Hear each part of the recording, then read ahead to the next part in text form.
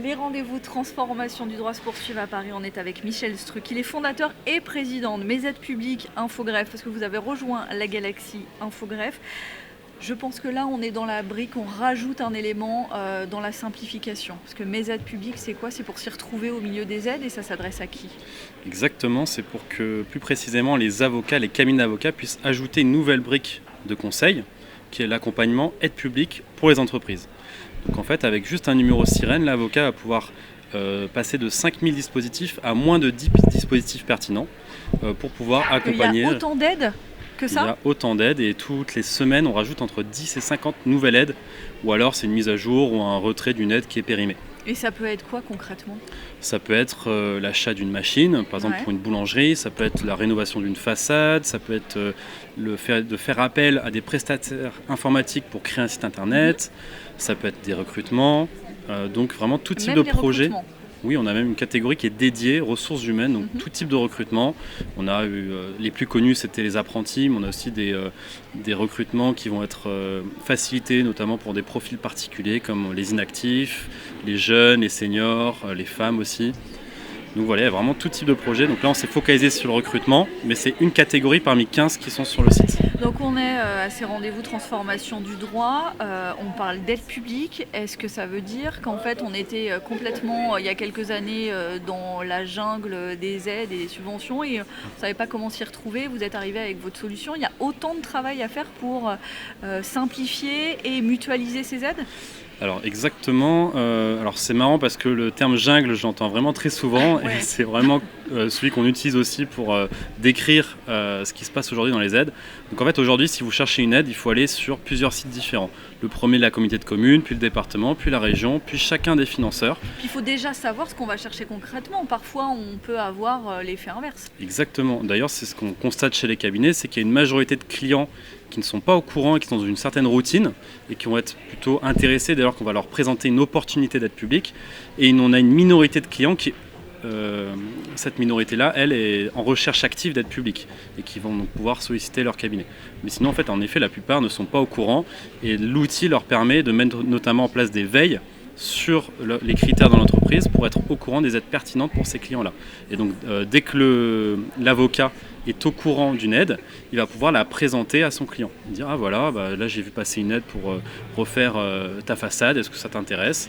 Et donc là le client va pouvoir répondre positivement ou pas à cette sollicitation. Donc dans cette transformation, vous êtes un outil de simplification, mais aussi vous pouvez pousser presque une expertise, une solution. Exactement, c'est-à-dire qu'on est vraiment la base qui va permettre à l'avocat de reprendre la main sur ce sujet-là, et donc de créer une nouvelle offre. Et donc l'offre, ça peut s'adresser aussi bien à des nouveaux prospect qui va pouvoir essayer de faire entrer dans le cabinet avec cette porte d'entrée des aides publiques, mais surtout aussi pour ses clients actuels, notamment sur la phase de développement et création, pour que ces clients-là puissent être au courant au fur et à mesure des aides publiques qui sortent pour son projet.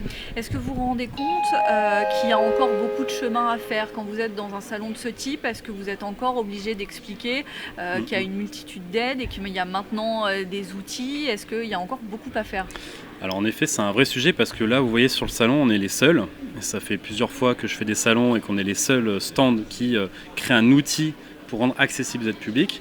Et donc, chez les avocats, la plus-value de l'outil, il n'y a aucun problème. Ils disent tout de suite, je vais pouvoir donc créer cette nouvelle offre qui va apporter de la valeur à mon client. L'ergonomie de l'outil, pareil, en disant c'est bon, j'ai compris comment ça marche. Par contre, il y a un vrai sujet sur la méthodologie de recherche des aides publiques, mais aussi la méthodologie de commercialisation. Combien je vais facturer? Qu'est-ce que je mets derrière la facturation à mon client? Est-ce que je fais uniquement de la recherche? Est-ce que je vais jusqu'au montage de dossier?